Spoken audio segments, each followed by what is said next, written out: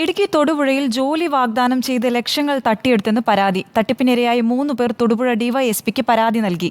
മലേഷ്യയിൽ ജോലി വാഗ്ദാനം ചെയ്ത് 6 പേരുടെ കയ്യിൽ നിന്ന് 2,20,000 രൂപ വീതം തട്ടിയെടുത്തെന്നാണ് പരാതി.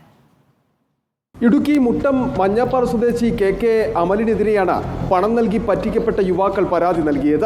തട്ടിപ്പിനിരയായ മുട്ടം സ്വദേശി ഷോണറ്റ്, ഇടമറുക് സ്വദേശി അജ്ന മോഹൻ, മൂലമറ്റം സ്വദേശി ജിപ്സി മോൾ ജെയ്സൺ എന്നിവരാണ് തൊടുപുഴ ഡിവൈഎസ്പിക്ക് പരാതി നൽകിയത്.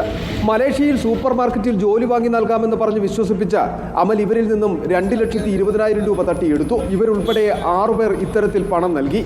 അമലും കൂട്ടാളികളായ ജിബിൻ സണ്ണി, ഹരിപ്പാട് സ്വദേശികളായ ജോൺ, മനോജ് എന്നിവരും ചേർന്നാണ് തട്ടിപ്പ് നടത്തിയതെന്ന് പരാതിക്കാർ പറയുന്നു. ഇപ്പൊ അമലിന്റെ അടുത്ത് നമ്മൾ ചോദിക്കുവാണല്ലോ, അമൽ പറയണേ എനിക്കൊന്നും അറിയത്തില്ല, വേറെ പല ആൾക്കാരുടെ പേരാ പറയണേ. നമ്മൾ പൈസ ഇട്ട് കൊടുത്തേക്കണേ അമൽ KJ, ജിബിൻ സണ്ണി, മനോജ്, കുമാർ S, ഇത്രയും പേരുടെ പേരില്ല. ഇവരെ നമ്മളെ പറ്റിച്ചതാണ്. നീ ഞങ്ങളെ പോലെ ഒരു സ്ഥിതി ആർക്കും വരല്ലെന്നാ. ഇത്രേ ഉള്ളൂ.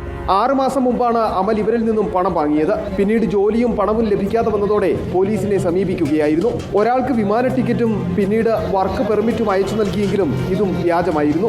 ഇതിനിടെ ജോലിക്കായി രേഖകൾ തയ്യാറാക്കിയ കോട്ടയം സ്വദേശി 60,000 രൂപ വീതം 4 പേർക്ക് മടക്കി നൽകുകയും ചെയ്തു.